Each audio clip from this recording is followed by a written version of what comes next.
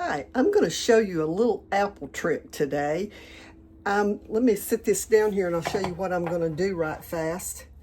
I've got two different kinds of apples here. Now, I know what kind of apples these are, and but I have in the past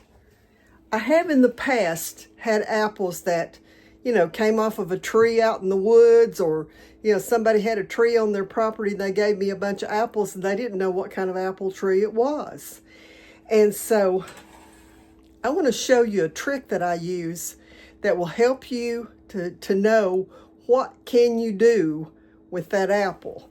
So let me sit my camera down here, grab my knife. I'm going to turn my stove on right fast, and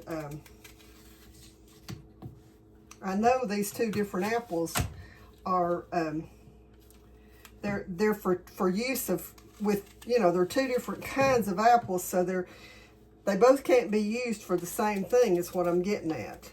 And so I'm just going to peel this one, and as I'm peeling this one, I can feel that it's just a little bit softer than some apples.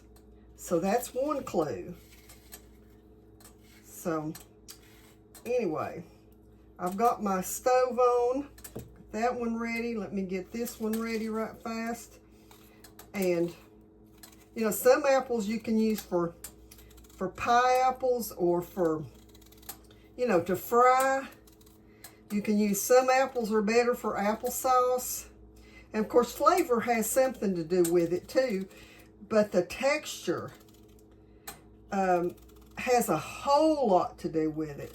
So what I'm going to do here, just going to drop that in that water, and then I'm going to get a slice of this one and drop it in the water. And let me grab me a my little tool here, and over a few minutes, I'm going to keep these on separate sides so that we can see. Let me move my camera here so you'll be able to see more of what's going on. You can see one slice is a little bit bigger than the other one, and we're going to just watch them for a few minutes and see what happens to them in the water.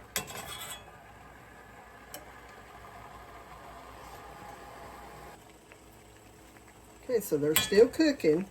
And what I'm finding so far, this one is already getting tender.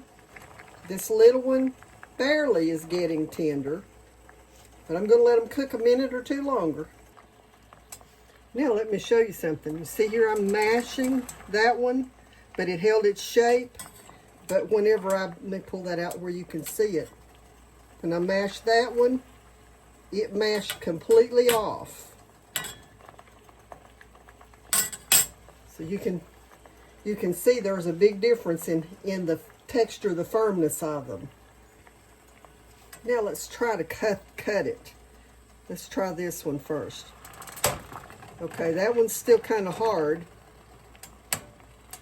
That one went right through. I mean, it's like barely touch it. Went right through. So this one is holding its shape. So that one would be good for canning apples, or for making an apple pie or something like that. This one, you can see, has got some little bitty stuff, and there's lots of stuff already floating in the pan from this one. That one would cook up into a sauce. So this one, like I said, is firm. A sauce apple will make a good apple for making applesauce or apple butter or something like that. Some things you could mix them, and at some point I'll probably show you a recipe for that, but for right now I just wanted to show you the difference and how you can tell what an apple is good for if you don't know what kind of apple it is. Hope you enjoyed this.